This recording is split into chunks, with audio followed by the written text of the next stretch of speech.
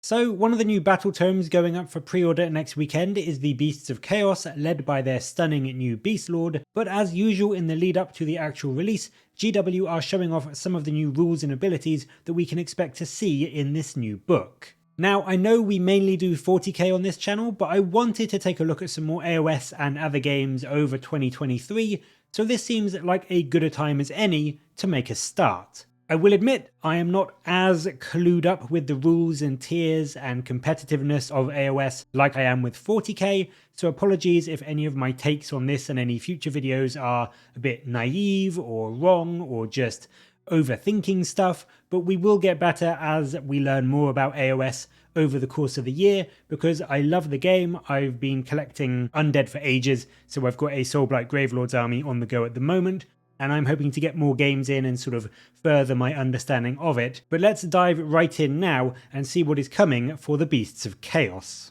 An army battle trait, Beast Herd Ambush, has had a rather massive boost to its strength by the looks of things.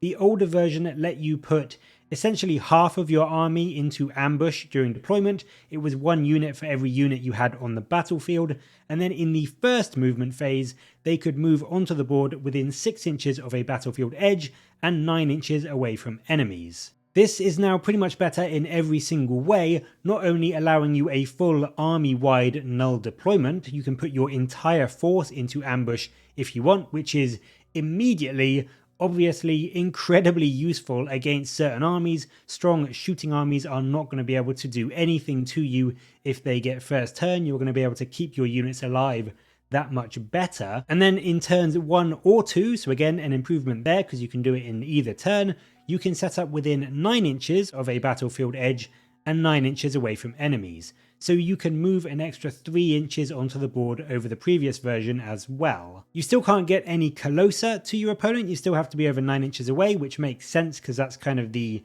gold standard for both 40k and AOS.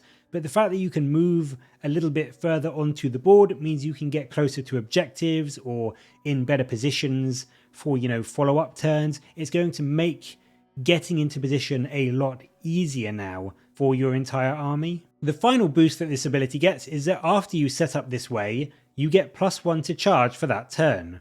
So all of your units that you have coming on 9 inches away from enemies now get +1 to their charge roll, meaning that on an 8+, you can potentially get a couple, maybe even a lot, of turn 1 charges off, and you can really close down and shut down enemy factions right in their deployment zone before they can even really get a move into the board. This, to me anyway, seems like a really powerful battle trait. It's going to make your herd of Beastmen incredibly difficult to predict because there may be nothing on the board for your opponent to react to, and almost impossible to pin down because, again, nothing in your army potentially will be in your deployment zone when the game gets underway. In terms of the actual units themselves though, they also show off some nice new rules. There are some nice abilities coming for the Gores. The Gore Stampede means that when a unit of them finishes a charge, if your unit is bigger than the enemy's, you can roll a dice, and on a 3+, the enemy unit suffers from the Strike Last effect in that combat phase. So if you have a couple of units of Gores and they both get charges off and you roll 2 3+, you can really stop an enemy from getting to hit you back with any kind of efficiency before you've got all or at least most of your fighting done. And obviously this is not just a way to do more damage to the enemy, but to keep more of your stuff alive, because in AOS, if you don't know, unlike 40k, it is it's always rotating. It isn't like all charges get to fight first.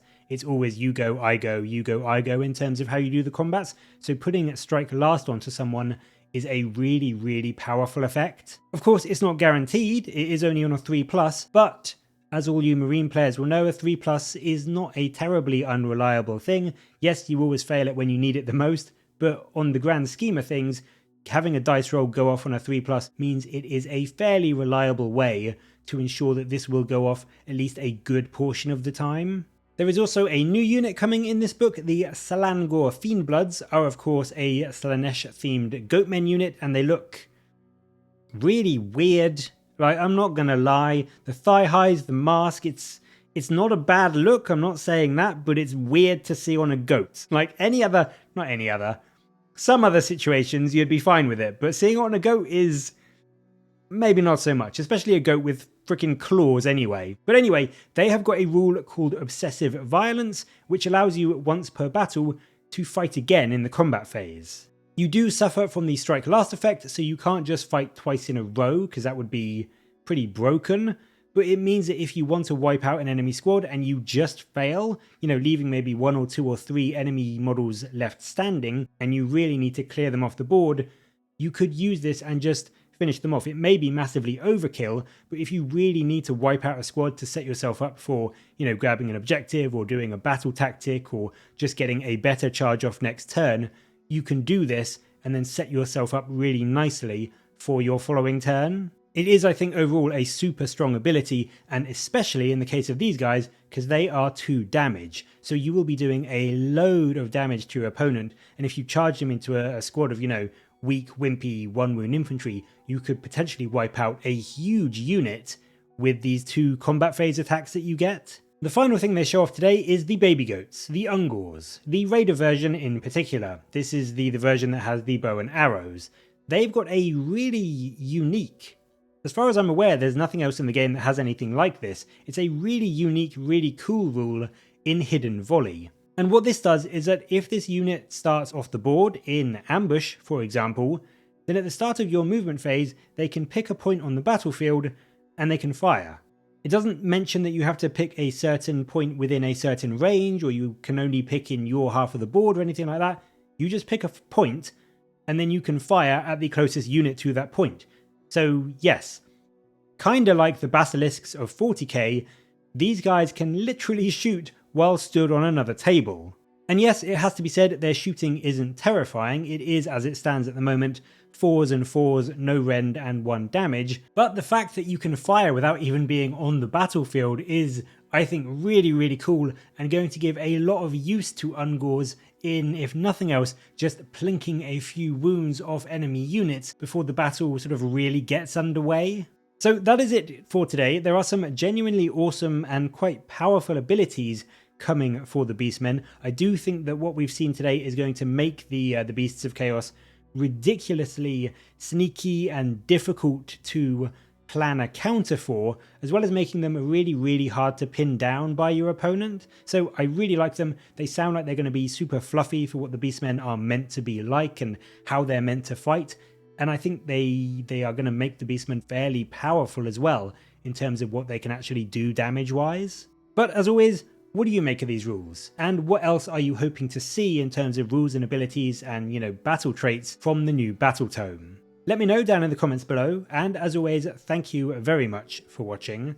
Please do like and subscribe for more Warhammer content from me, but until next time, I'll catch you later, guys.